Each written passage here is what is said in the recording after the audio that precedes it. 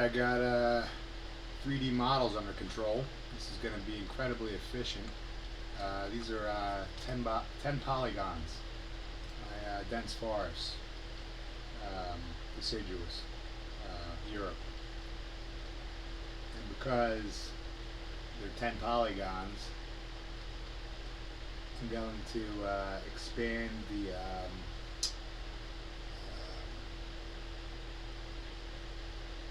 geographical accuracy in regard to species and whatnot that appear and where they appear out on the globe. These are really tiny models, so you can't really. I mean, you'll be able to tell. They'll have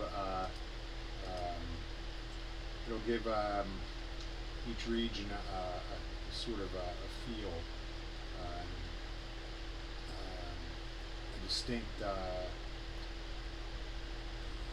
identity according to what it is, what region it is. But yeah, these are my textures. All these are hand-painted trees. These are beech trees. They grow tall, and the branches are usually high up the trunk. These are also beeches. They're just darker. This is a larch, or not a larch, alder. It's a deciduous conifer. They're common in Europe. And for like the plains and light forests, I have the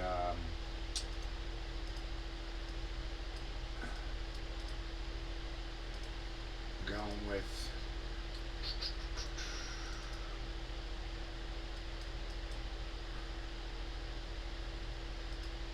sycamore, elm, field maple, common ash, English oak, and sessile oak. European beech is obviously what I just showed you here. That's what the primary dense forest in Europe will be made out of, continental Europe anyway.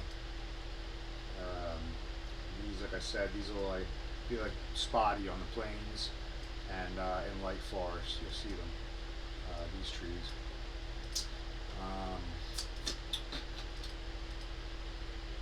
I got to make a couple more variants of this type, so that way I can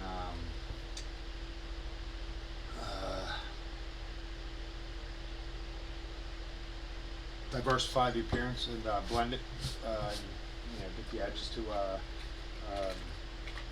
look more natural, and the models won't look repetitive in large swaths. Here's my tree work.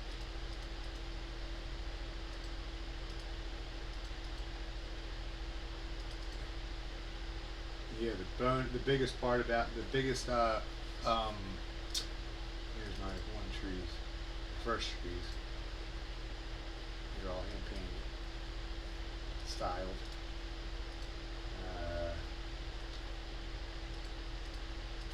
The biggest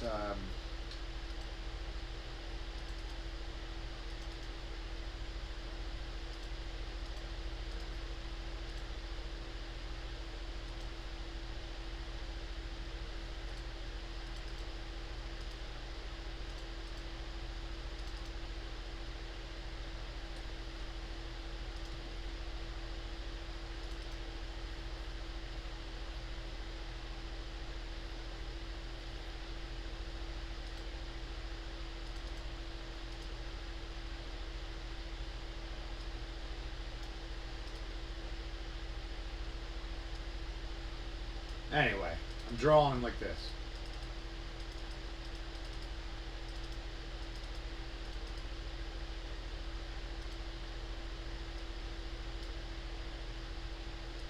They start as twigs, and then I layer on the highlights for leaves. That's it. That's how I make my trees. Pixels.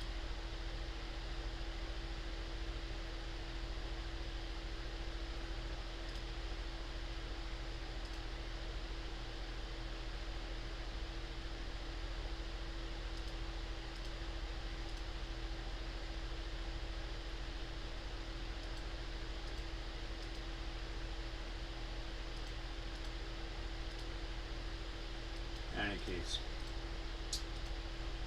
10 polygons per model, and that's heavy for forest. I could go 12 polygons and get a whole lot more bang for my buck. I still got all this texture space to fill out. I could do that for one single. I could rotate these around in various orientations and turn 12 polygons into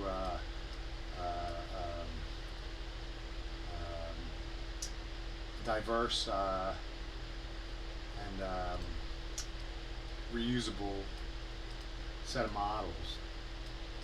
Whereas full 3D, these are 3D, but they're not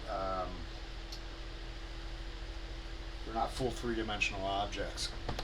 For a top-down camera view, this is serving the same purpose that a 3D model would. These are cards. So I'm getting a major performance boost for visuals with honestly with how shitty 3D models end up looking in these giant world spaces because of the optimization you have to do to render all the models at once on a world map that's like got like tiny hexes. You have to optimize the shit out of your fucking models, and then there's very little room for visually appealing graphics. So this will satisfy that. I'll have visually appealing graphics that are consistent across the map globally, and they'll be highly efficient. So it'll essentially be like almost like my computer's running pretty nothing, rendering 10 polygons per hex for models. I can make weather variants. I can have trees with snow on them that switch out when it snows. I can have all kinds of cool shit now because the models will be so efficient. So it'll be a huge improvement both visually and performance in comparison to what I'm used to designing for 3D models. Even though I was a pretty